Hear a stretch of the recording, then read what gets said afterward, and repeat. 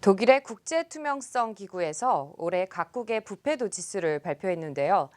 나쁘끄러운 일이긴 합니다만은 우리나라가 역대 최하위로 떨어진 것으로 발표가 되었습니다. 더 깜짝 놀랄 만한 사실은 최순실 게이트와 또 대통령 탄핵 사태가 반영되지 않은 결과라고 하는데요. 출범 초부터 지하경제 양성화 또 부패 척결을 강조했던 박근혜 정부에 들어서 왜 이렇게 부패도가 더 심해졌는지 오늘은 이 문제에 대해서 깊이 반성해보는 시간 함께하도록 하겠습니다. 도움 말씀 위해서 한국경제신문사의 한상춘 논설위원 자리해 주셨습니다. 의원님 안녕하세요. 네, 안녕하십니까? 네, 우선 우리나라 부패도 지수가 어떻게 보면 역대 최하위로 떨어졌다라는 사실 자체가 굉장히 충격을 좀 주고 있는데 실제 어떤 상황인지 자세히 설명해 주시죠. 일단 그 민감한 문제라 네. 시청자님한테 양해를 구해야 될 것은 누구 그 탓을 이렇게 하는 것보다는 지금은 이제 경제 성장에서 또 그 증시라든가 이런 재테크에서 투명성 부분이 가장 강조되지 않습니까? 뭐 네. 기업 경영이라든가. 그래서 이렇게 우리나라의 부패가 이렇게 심해졌는가 하는 것은 사실상 한번 반성해 보자 하는 자리. 경제 성장과 기업 경영과 국가 뭐 이렇게 정책에서 가장 중시하니까 이런 것을 좀 먼저 말씀드리도록 하겠습니다. 매년 그 12월 10일은 무슨 일인지 아십니까? 매년 12월 10일. 12월 10일이요. 네. 작년에 말씀해 주셨던 기억이 납니다. 네. 부패 그래서 척결의 이제 날이라고 하죠. 그 네. 얘기를 좀 이렇게 하면 작년에 똑같은 질문을 잘 대답하셨기 때문에 제가 똑같은 이렇게 답을 맞춘 문제에 대해서 제가 똑같이 질문하지는 않습니다. 네. 그래서 12월 12일은 세계 인권의 날입니다. 네. 그래서 이제 세계 인권의 날을 기리기 위해서 지금 말씀하신 대로 1995년서부터 장앵커가 지난해 이제 말씀해 주셨긴 했습니다는 반부패 데이, 엔티 커럽션 데이 네. 요게 이제 설정돼 있거든요. 그래서 이 엔티 커럽션 데이, 반부패 데이에서 사실 세계 각국의 그 부패도를 이렇게 그 산출해서 발표하고 있는데요. 독일의 국제 투명성 기구라고 있습니다. 우리가 보면 그 각국의 부패도 지수는 크게 두 개지에서 이제 발표하는데요. 네. 독일의 국제 투명성 여기 이제 자막에 TI는 트랜스퍼런스 인스티튜트 투명성 기구다 이렇게 보여있고요. 그다음에 국제 조세 정의 네트워크가 있습니다. 작년에 그 역의 탈세 문제, 울랑도라든가 뭐 힐러리 뭐 이렇게 네. 해서 역의 탈세 문제가 한동안 심했지 않습니까? 그렇죠. 푸틴이라든가 이런 거 이제 하는 이런 것이 국제 조세 정의 네트워크 건데요. 대부분 다 부패와 관련돼서는 공식적으로 두 기관, 특히 독일의 국제 투명성 기구가 아주 객관화된 지표를 발표해서 굉장히 화제를 끌고 있는데요.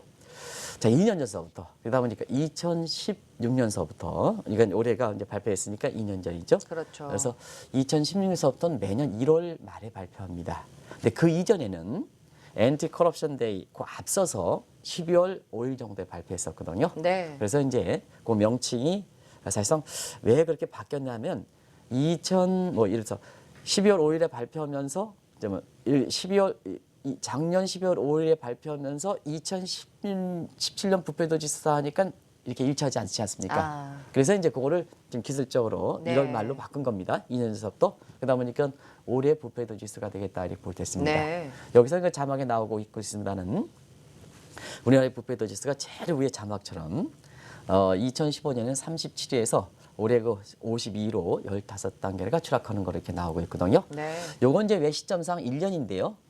2015년에는 뭐냐면 12월 달에 발표된 거기 때문에 그렇습니다. 그러네요. 그래서 네. 혹시나 시청자분께서 2년이 지났다 이렇게 하는데 그 시점이 바뀌어서 그렇다 하는 걸 말씀드리겠습니다. 네. 그래서 우리가 한 15단계 추락된 거로 나오고 있는데요. 이 부패도 지수가 조사한 이래 가장 우리나라가 낮은 수준이기 때문에 네. 사실 경제가 발전되면 발전해서 어쨌거나 그 부패도 좀 낮아져서 투명성이 개선되는 거 아니겠습니까? 그럼요. 그런 측면에서 보면 왜 이렇게 낮아졌을까? 또 1년 만에 15단계가 낮았다는 것은 굉장히 좀 이게 충격적이거든요. 그런 과정에서 시장점 누구 탓하는 거 관계없이 사실상 우리의 부패도 지수가 한번 이렇게 왜 낮아졌는가? 그러면서 경제 성장이라든가 기업 경영이라든가 이런 데에서 왜 이렇게 장애가 되는가 하는 것을 아침에 이렇게 한국경제TV 같은 경제 전문 방송에서 한번 되새겨보는 것도 중요한 그 의미가 있지 않냐 생각합니다. 네. 또 뭐 김영란법도 시행이 된 상황인데도 불구하고 이렇게 또 낮아진 거에 대해서 좀 부끄럽다는 생각이 좀 들기도 합니다. 어떻게 보면 또 외형상 우리 경제와 또 비교를 해봐야 될 것 같은데요. 이제 뭐 외형상으로는 어떻게 보이고 있나요? 네, 부패도 지수는 이렇게 보시면 됩니다. 이 장애인권께서 이제 사람을 보면 사람의 몸체가 있고 네. 그다음에 지능이 있지 않습니까? 그렇죠. 그래서 이제 사람이 성장할수록 몸체 사이즈와 지능 지수와 거의 이렇게 같이 발전돼야 정상화처럼 보이거든요. 그렇죠. 근데 몸체는 커졌는데 지능이 이렇게 따라주지 않을 때는 이렇게 오늘은 좀 순화적으로 표현하겠습니다는 비정상적인 사람이다 이렇게 얘기하지 않습니까? 네. 뭐 시중에 얘기로는 뭐 또라이다 이렇게 이제 얘기하지 않습니까? 그래서 많은 사람들이 이렇게 제가 이렇게 하도 강의할 때 열정적으로 하다 보니까 좀 약간 좀 또라이기가 있다 이렇게 얘기해서 제가 네. 사실 그런 거는데요. 그게 이제 경제에서 보면 몸체에 해당되는 부분이 여기 나오고 있습니다. 하드웨어 이렇게 지스타 이렇게 보시면 그렇죠. 되고요. 소프트웨어가 투명성이다. 투명성은 반대로 부패도다 이렇게 보시면 있습니다. 그러면 국제적으로 보면 몸체에 해당되는 하드웨어 지위는 어떻게 평가할까 하는 측면에서는 시청자 여러분 GDP 규모 우리가 네. 세계 11위입니다. 자막을 좀 같이 보겠습니다. 같이 공부하면서 GDP가 우리가 11위, 무역 규모가 수출이 포함한 겁니다. 이게 네. 8위, 네. 외환 보유고가 7위, 그 다음에 시가총액이 7위. 그래서 지금 유엔 분류상 세계에서 230으로 한다면 우리나라의 하드웨어 위상은 세계에서 네 가지를 통합됐을 때 9위 정도입니다. 그러면 어떻게 됐습니까? 세계 230개 중에서 우리가 9위면 경제 위험상국은 선진국이죠. 그럼요. 그러면 지능도 올라가야 되지 않습니까? 그렇죠. 그러면 이제 투명성이 제고되면서 소프트웨어 지기가 같이 올라가야 되는데요. 이게 부패도가 심해졌다는 것은 투명성이 그만큼 떨어졌다는 얘기고 몸체는 세계에서 9위 정도로 선진국이 되는데 결국은 뭐냐? 이렇게 지능지수에 해당하는 부패도 지수는 신흥국 중에 최하위로 신흥국 중에서 최하위로 떨어졌다. 이렇게 보니까 사실상 한국의 경제 발전에서 많은 제약면, 뭐 기업의 설비 투자라든가 뭔가 이것도 결국은 이 경제가 깨끗이 못된 상태. 예를 들어서 이 부패도는 국제적으로 저희들이 이렇게 국제금융시장에서 옛날 민간연구소에서 이렇게 기업이 나갈 때 사실상 부패도는 이 구름이 꼈다 이렇게 얘기하거든요. 그러면 장인권께서 네. 자 나한테 돈을 빌려주셨는데 내가 뭐냐 어디다 쓴지 모르고 안개가 젖어 있다 하면 굉장히 자금을 준 입장에서 보면 불안합니까 안 불안합니까? 불안하겠죠. 불안하죠. 네. 같은 각도에서 자 장영크가 나한테 돈을 꿔줬는데 부패도가 적어서 내가 깨끗해서 자 내가 자금을 빌렸지만 이게 어디다 쓴 주체가 명확하다 하면 장영크 입장에서는 똑같은 돈을 빌려주더라도 마음이 안심이 됩니까 안 됩니까? 안심이 되겠죠. 안심이 되겠죠. 네. 바로 그런 측면에 달려 보됐습니다.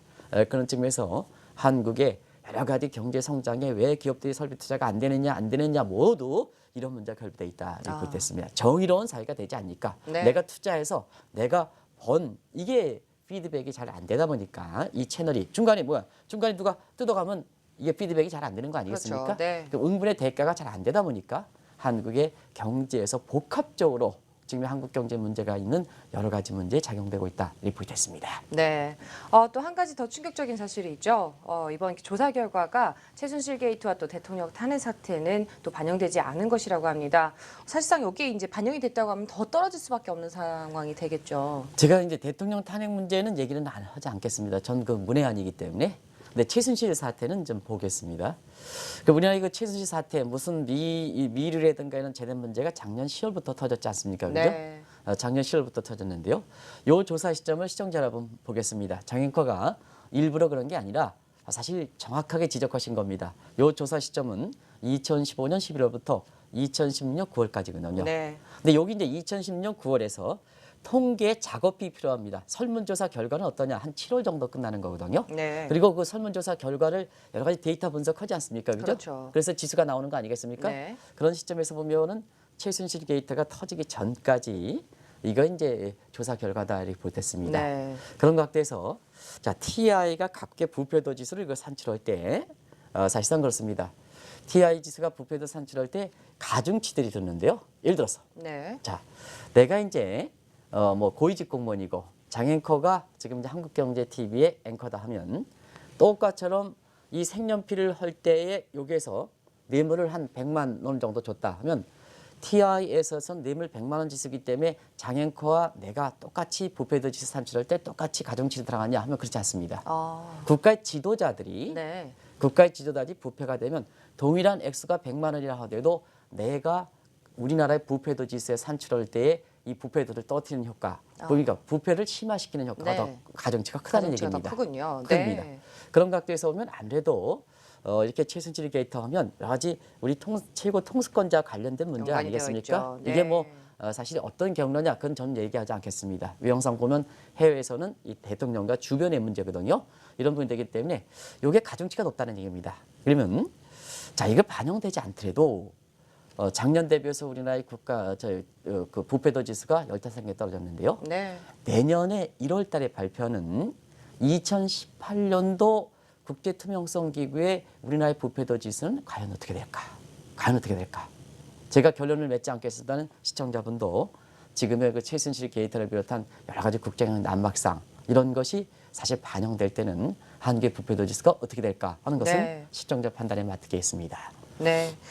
또 우리도 촛불 집회가 또 매주 토요일마다 열리고 있기는 합니다만은 각국의 기득권 세력이 또 부정부패로 얼룩지면서 민심이 계속해서 들끓고 있는 상황이라고 전해지고 있는데요. 이 부분에 대해서는 어떻게 생각을 하고 계신가요? 인권 문제에 이렇게 허기에서 부패도 지수가 창출한 겁니다. 네. 그러다 보니까 이 부패도 지수는 역시 이렇게 소득의 양극화 결부되어 있는 상태거든요. 그러면 다 그런 건 아닙니다는 지금 우리나라뿐만 아니라 전 세계 기득권은 장애권은 이 기득권인지 아닌지 모르겠습니다는 기득권은 뭐냐 소득이 양극화가 된 상태에서 사회에 올바르게 지도하는 일들이 많으냐 네. 아니면 사회적으로 보면 밑에 있는 사람들한테 역시 얼굴이 찡그리는 이게 이제 우리 이제 이렇게 이 시중에 이렇게 얘기를 뭐 꼴불견 사태가 많으냐 하면 어떤 쪽이 많은 겁니까? 글쎄요. 굉장히 또 어려운 질문을 어려운 질문을 해주셨는데. 했습니까? 네. 그래서 이럴 때는요. 아주 명확하게 입장 표시하는 게 시청자 여러분한테 요즘 젊은 사람으로 네. 사이다라는 표시 있죠? 그렇죠. 네, 사이다인데요.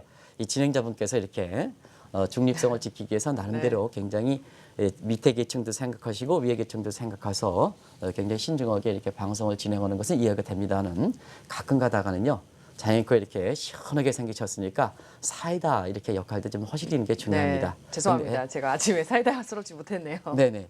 그런 측면에서 보면 지금 전 세계 기득권은 우리나라 기득권은 좀 빼겠습니다. 저는 뭐 이렇게 해서 근데 전 세계 기득권에 대해서는 사실상 뭐냐 이렇게 사회적으로 밑에 사람을 지도하는 이렇게 모범적인 생활에 이렇게 많이 미흡된다 이렇게 얘기하거든요. 그러다 보니까 자 밑에 있는 계층에서 보면 자 중하위 계층 보면 특히 젊은 사람들 보면 있잖아요. 지금 뭐냐 우리나라만 하더라도 통계가 작성되로 청년 실업률이 가장 높고 이건 비단 우리나라뿐만 아니라 트럼프가 지금 왜 나프타 재협상에 뭐 들어갑니까? 네. 결국 미국의 젊은 사람 러스트벨트를 중심으로 젊은 사람이 일자리가 없는 것이 문제가 있어서 이 트럼프 자체가 뭐냐면 굉장히 지금 나서는 거 아니겠습니까? 그렇죠. 그런 측면에서 보면 이런 높은 실업 문제에서 전 세계의 젊은 그 청년 측을 중심해서 미래를 걸어가야 될 젊은 실업을 중심으로 해서 이 청년 실업 문제가 급증해서 자 여기 한번 보겠습니다. 잃어버린 미래가 희망이 없다. 우리나라도 그렇지 않습니까? 그렇죠. 미래가 희망이 네. 없다. 그러다 보니까 자 우리가 미래 희망이 있는 것 가장 큰 거 유토피아라는 말 들으셨죠? 그럼요. 그리고 반대되는 게 디스토피아지 않습니까? 그렇죠. 네. 디스토피아인데요. 디스토피아는 어디서 처음으로 얘기 나온지 아십니까? 어디서 나왔나요? 1984년 조지 오웰 네. 작의 동물농장에서 나온 겁니다. 이 용어가. 네. 근데 이게 나보스 포럼에서 2013년에 디스토피아 이게 얘기가 다시 거론됐거든요. 근데 이 트럼프라든가 뭔가 이렇게 하면서 미국 내에서 아주 이상한 영상이 나오고 있습니다. 오늘 이 문제에 막 비슷하거든요. 네. 조지 오웰의 동물농장이 1984년 나오는데요. 지금 2017년이니까 그로부터 한 34년 지났죠? 네. 근데 이와 같은 1984년에 동물농장에서 예측했던 것이 잘못됐지 않았느냐 하는데요. 지금 돌아가는 거 보면 동물농장에서 예측했던 게 비슷하거든요. 그대로 가고 그러다 있죠. 보니까 뭐냐 네. 연초부터 많은 미국의 신작이 보통 있잖아요. 미국에서 이렇게 생활해 보면 이 신작 같은 경우는 연초에 많이 나오거든요. 네. 연말보다 연초에 많이 나오는데 그 연초가 많은 신작 속에서 이 1984년에 나왔던 조지 오웰의 동물농장이 베스트셀러거든요. 네. 이게 많은 지금 사회 현상을 반영하는 현상이다 이렇게 볼 때 있습니다. 그래서 지금은 소득이 양극화가 심해질 때 기득권은 사회 모범적 기능을 못하고 밑에 사람들은 이제 더 이상 자 내가 열심히 노력해봐야 이제 사회의 주류 계층으로 들어갈 수 없다 하다 보니까 어떠냐 희망이 없는 세대에서 디스토피아라는 용어가 많이 쓰는 거거든요. 그런 관계가 이런 부패 문제와 아주 직결됐다 이렇게 볼 수 있습니다. 네. 그래서 그럴까요? 또 부패가 심한 대통령은 이제 쫓겨나고 종전 같으면 사실상 도저히 대통령이 될 수 없다라고 생각했던 사람이 당선이 되거나 또 각종 선거에서 선전을 하고 있는 경우가 발생을 하기도 하는데요. 대통령 쪽도 한번 좀 살펴볼까요? 네, 2014년에서 국제 정치사에서는 상당히 새로운 이론들이 많이 등장하죠. 네. 그런 측면에서는 모든데 민주주의니까 민심이 중요하거든요.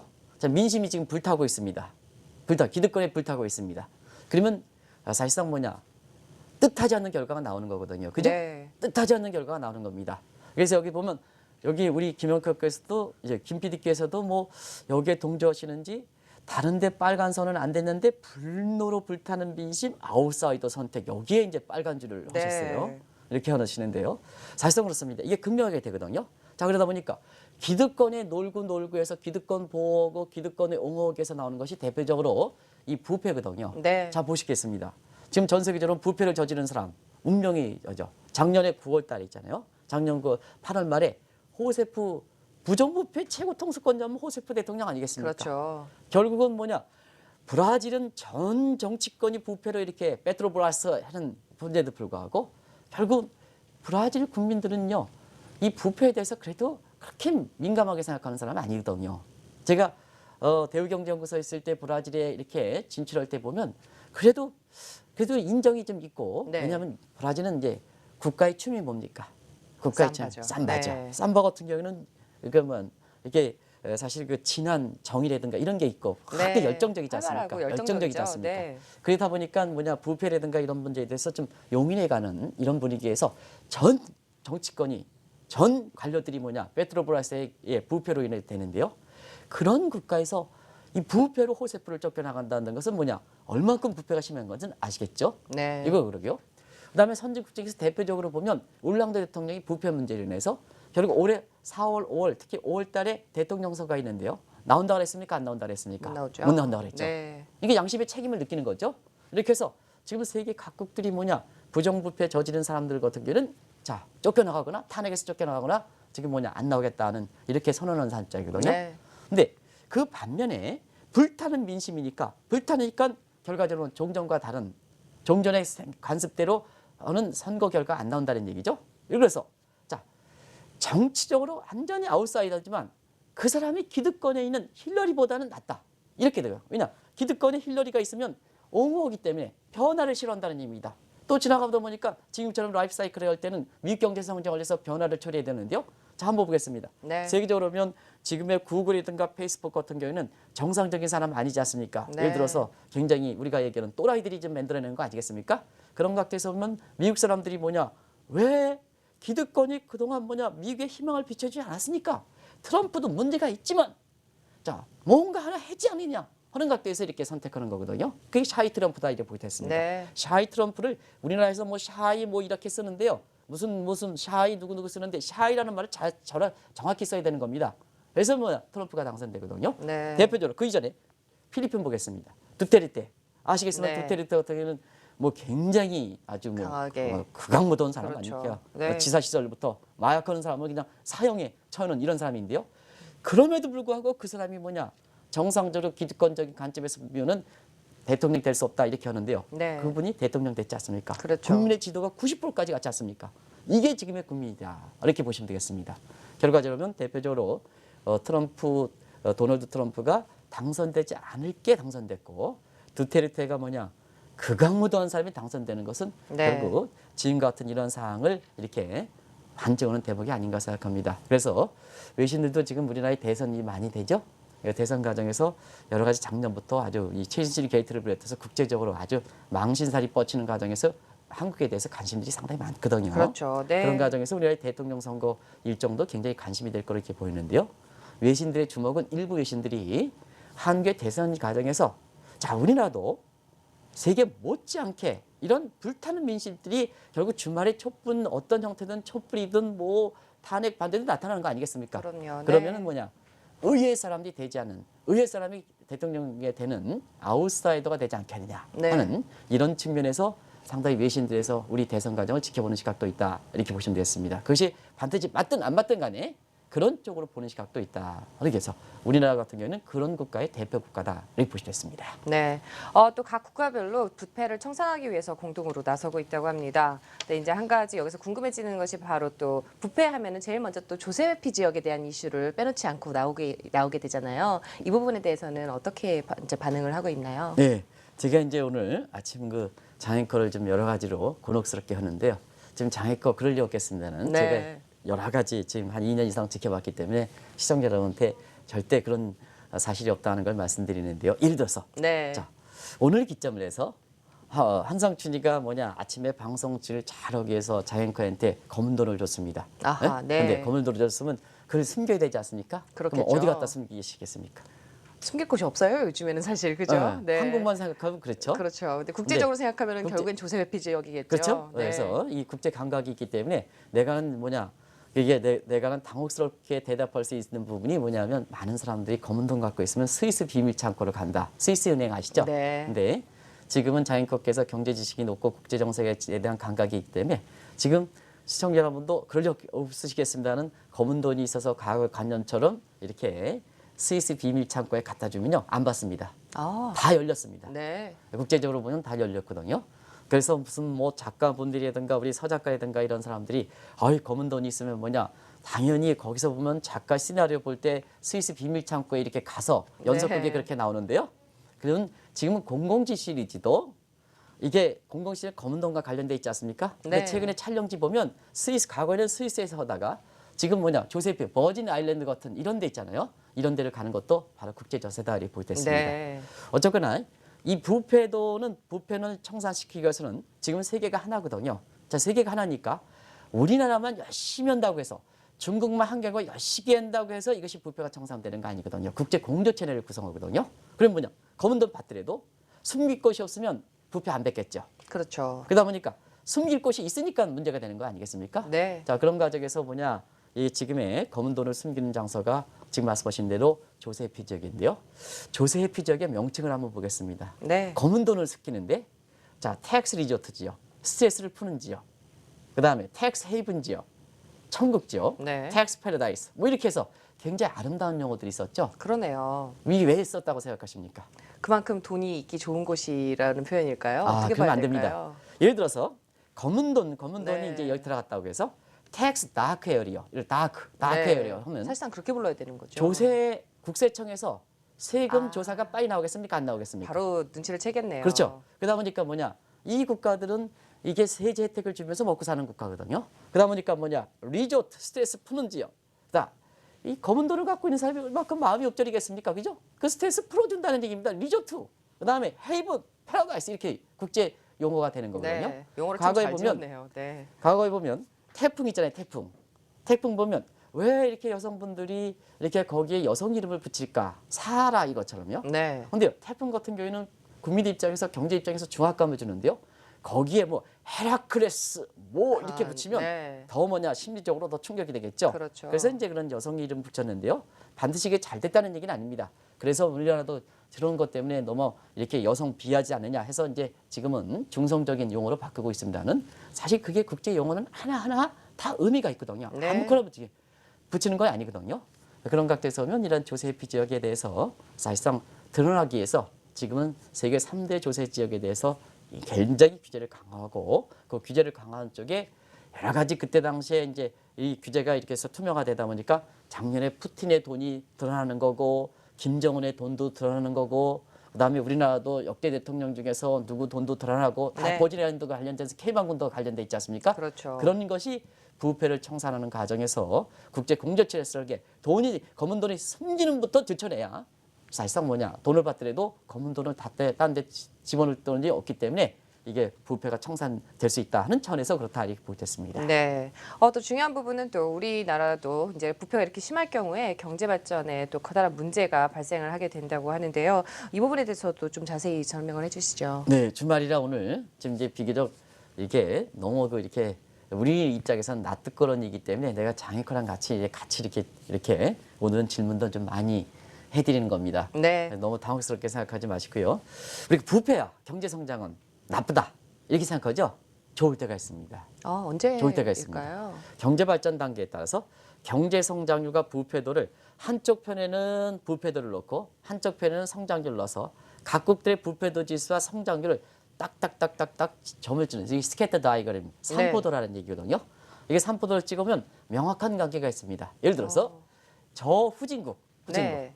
아프리카 국가 그다음에 1960년대 한국 이렇게 생각하겠습니다. 네. 그러면 자 한국경제TV가 이게 이제 방송을 하려면 영등포구청에 신고를 해야 되지 않습니까? 예를 들어서. 네. 그럼 영등포구청의 행정 시스템이 잘 되지 않았으니까 자, 한국경제TV는 이제 급해서 자, 한국경제TV 만들어서 영등포에 있는 구민들을 좀 이렇게 또 젊은 사람들을 고용을 위해서 송기재 사장께서 굉장히 이렇게 경제를 발전시키고 지역 경제 발전을 해야 되는데요. 아이고 이게 행정 시스템이 되지 않아 가지고 공무원들이 이걸 3년 5년 동안 지연시킨다. 네. 그러면 사실상 그때는 부패를 생각하지 않고 가만히 송기재 사장께서 이렇게 지켜보시면 어떠냐 하면 영등포 구민들 영등포 경제 발전에 도움되지 않는 거거든요. 네. 그럴 때는 그럴 분은 아니십니다는 자, 그 영등포구청의 공무원분들한테요. 그 또 영등포구청의 공무원분들한테 이래서 급행료를 치러주면 제가 부패라고 얘기하지 않습니다. 급행료를 치러주면 한국경제TV가 척 해가지고 지역제의 사회 발전에 이바지하는 측면이 있거든요. 막연하게 기다리는 것보다. 그래서 대체로 보면 후진국들 네. 행정관료 체계가 이렇게 잘 되지 않은 것은 그때는 급행료를 치를수록 경제성장이 더 도움된다 해서 이 부패와 경제성장 간은 플러스 관계다. 근데 문제가 되는 것은 경제가 발전될수록 이것이 플러스 관계에서 마이너스 관계로 빨리 바뀐다는 얘기입니다. 네. 그럼 이제 한국 한번 보겠습니다. 한국은 아까 GDP 규모라든가 그다음에 시가총액이라든가 무역 규모라든가 이런 걸 볼 때는 세계에서 9위라고 그랬죠. 그렇죠. 그러면 이제 외형상 경제 규모는 선진국입니다. 네. 선진국인데 자, 우리가 이제 이럴 때는 사회가 투명화돼서 부패도가 낮아야 경제 성장에도 추가적으로 발전되는데요. 그렇죠. 자, 한국이 외형상 규모는 세계 9위인데 부패도 지수는 52 정도니까 이게 갭이 너무 크죠. 뭐죠? 이런 상태에서 보면 자, 우리가 지금 우리가 경제 성장 단계에서 보면 경제 성장과 부패도 간은 역관계거든요. 플러스 관계가 역관계거든요. 그러다 보니까 사실상 부패도가 이렇게 청산되지 않으면 한국 경제 성장에 저해는 요인이다 이렇게 보됐습니다. 그 중에 한국은 경제 외형상 규모에 비해서 부패도가 가장 낮은 여기 이제 가장 낮다는 것은 가장 심한 국가라는 얘기입니다. 네, 그렇죠. 심한 국가이기 때문에 경제 성장에 가장 이렇게 지금의 2%에서 국면이 될 때는 사실상 이 부분을 청산시켜야 된다. 어떤 분은 그래요? 야, 당신 부패도 지수가 청산하는 것보다는 기업의 설비 투자가 중요하지 않느냐 하는데요. 기업의 설비 투자도 부패가 청산돼야 된다. 이게 볼 수 네. 있습니다. 내가 기업의 설비 투자를 열심히 해놓고 돈 좀 벌 때 예를 들어서 어디 누가 돈 뜯어간다고 하면 그거 투자하겠습니까? 안 하죠. 안 하는 거죠. 네. 다 갈부되어 있다 이렇게 볼 수 있습니다. 그런 측면에서 이 우리나라에 보면 지금은 부경제 발전과 부패도 지수는 네거티브 관계이기 때문에 경제 성장을 위해서는 경제 성장을 위해서는 가장 중요한 게 부패를 청산하는 거다 이렇게 볼 수 있습니다. 네. 또 우리 경제 발전을 위해서 부패가 하루 빨리 청산이 돼야 될 것으로 보입니다. 끝으로 어떻게 해야 될지 좀 더 세세하게 들어볼까요? 네, 어려운 문제죠. 네. 사실 장인권께서 이렇게 사실 깨끗이 산다 하더라도 저 한상춘이가 잘 봐달라고 해서 당신 그 뒷주머니에 1억 넣으면요 이게 마음이 흔들리게 마련이거든요. 네. 그래서 우리가 이제 모든 국가 지도자들이 사실상 우리가 지금 5년 다니면 게 취임 초에 공통적으로 얘기하는 것이 부정부패가 문제가 됐다 보니까 취임 대통령 새로 온 사람들 입장에서 보면 나는 부정부패 척결을 최우선 두겠다 하지만 결국 나중에 모습은 이런 문제로 많이 좀 이렇게 안 좋은 모습이 보이지 않습니까? 네. 그만큼 기득권에 결부된 문제고 사실상 유혹으로부터 쉽게 벗어나지 못하기 때문에 부패 청산 문제는 그렇게 쉽지는 않다. 이렇게 이제 보시면 되겠습니다. 네. 그렇다고 해서 안 해야 되느냐? 해야 됩니다. 그건 아니죠. 경제 발전 네. 단계에서 보면. 그래서 우리가 전문적으로 보면 렌트를 추구하는 사대일수록 이렇게 부패가 많습니다. 그래서 요 렌트를 추구하는 사회가 뭐냐 하면 네. 이코노믹 렌트는 뭐냐면 내가 응분의 노력을 한 것 이상으로 이렇게 그 경제적 이득을 창출하는 것을 말합니다. 내가 100을 기했으면 100만큼 내가 받아야 되는데 예를 들어서 130, 200을 기한다면 그거는 그게 이코노믹 렌트다 이렇게 볼 때 있습니다. 네. 그런 상태에서 예를 들어서 나중에 결과를 받겠습니다는 최순실이라든가 뭔가에서 내가 기여하지 않았는데 기여로부터 이렇게 돈 가져가면 그건 전형적으로 경제 지대 추구라는 의미의 권력을 이용한 주변 세력을 이용한 네. 이런 거다라는 얘기죠. 그게 이제 그걸 없애야 된다 하는 얘기입니다. 그럼 어떠냐? 기득권 세력이 노력을 해 있죠. 그리고 자, 기득권 세력에서 경제 이권을 발생시킬 수 있는 부분을 약화시켜야죠. 그게 행정규제 중에서 외형적 행정규제가 낮다고 하는 게 아닙니다. 네. 그리고 이코노믹 렌트를 발생시킬 수 있는 핵심적인 규제를 낮춰줘야 되거든요. 근데 우리는 행정규제 낮췄다고 많이 얘기하죠. 완화시켰다고 하죠. 네. 근데 우리 기득권 세력의 이코노믹 렌트를 발생시키는 핵심적 규제는 안 하거든요. 핵심 규제는 예지가 않았거든요. 그게 마치 뭐냐 여러 가지 이제 목적에서 그래서 그런 부분이 필요하다 하는 것을 말씀드리고 그런 부분을 담당하는 사람한테 맡기면 안 됩니다. 그런 측면에서 보면 이번에 우리나라에서 보면 이런 문제로 인해서 제가 뭐 이런 문제에 대해서 얘기할 수 있는 상질이 아닙니다는 나름대로 신문상 논설을 해서 갖고 있습니다는 저는 그쪽에 전문가는 아니기 때문에 그래서 이런 계획을 계기해서 한국의 촛불 집회라든가 뭔가 우리 국민들이 얼마큼 이렇게 현명하십니까? 그래서 이게 하냐 한국 경제 발전의 어떤 좋은 계기라고 생각합니다. 네. 그리고 국민의 감시 기능이 있어야 된다는 거예요. 기득권이 못 해주면 국민이 감시 왜냐 소셜 네트워크라든가 많이 발전됐으니까. 그럼요. 그래서 한국의 민주사회 발전이라든가 경제 발전에 여러분 이런 그 국정 혼란 상태가 반드시 뭐 이건 합당화시키는 건 아닙니다. 네. 아주 나쁜 행위입니다. 네. 근데 한국 경제 발전을 위해서는 굉장히 좋은 기회가 될 수 있다. 그래서 왜 외국인들이 이렇게 국정이 혼란에도 불구하고 이렇게 외국 자본이 계속해서 들어오고 주가가 뭐냐 국정 혼란 생각하면 코스피 지수는 저 밑에 떨어져야 되는데 지금 2,100을 강하고 있지 않습니까? 두 가지. 네. 하나는 뭐냐? 하나는 사실 이걸 촛불 시위라든가 이런 걸 보여주는 국민의 어떤 우리의 게임 지식들, 게임 마인드 이게 국제사회에서는 좋은 평가를 받는 데고요. 두 번째는 뭐냐? 자 환율이 1,210원에서 많은 사람이 1,300까지만 트럼프 입장에서는 보호주의 달러 약세 이렇게 가야지 맞는 거 아니겠습니까? 그렇죠. 네. 그래서 환율이 이 외국인들 입장에서 보면 자 지금에 보면 중국이라든가 일본이라든가 독일이 두둑이 파는 입장에서는 한국도 가지 않겠느냐 하는 시각에서 환율이 떨어질 것이다 이렇게 우리는 이 방송을 통해서 절대 달러 강세되지 않는다는 말씀을 계속해서 누룩했는데요. 눈을 주셨죠. 어제 네. 같은 경우에는 뭐냐 이 1,140원 이게 2주 전에 1,300원 전망하신 분은 진짜 실망 그 좀 책임을 지셔야 됩니다. 어제 제가 부읍천에 가서 남동공단의 회장님 만났는데 눈물 거치 당신네들 얘기하는 게 1,300원 얘기했는데 1,140원으로 2주 만에 이렇게 떨어지는데요. 이거 뭐냐 기업들 입장에서는 1달러만 하더라도 어마어마하죠. 10원 네. 1달러에 10원만 차이 나더라도 100만 달러 한번 해보십시오. 얼마큼 차이 나는 거가. 이게 진짜 모르면 가만히 있어야 되는 거거든요. 저도 마찬가지입니다는. 이게 뭐냐 쉽게 얘기해서 장제는 아니거든요. 그런 측면에서 보면 환율이 떨어질 것이다 하면 외국 입장에서는 환착이 기대되기 때문에 오는 거 아니겠습니까? 그래서 그런 측면에다 볼 때 있습니다. 그래서 이걸 계기로 해서 타산지석을 생각해서 한국 경제가 진짜 발전되는 그런 측면에서 가장 큰 장애 요인인 부패도는 이제 기득권에 맡겨놨을 때 안 되니까 뭐냐 국민의 감시 기능을 통해서 해야 된다 하는 걸 꼭 말씀드립니다. 네, 하루빨리 부패가 척결되는 날이 왔으면 좋겠습니다.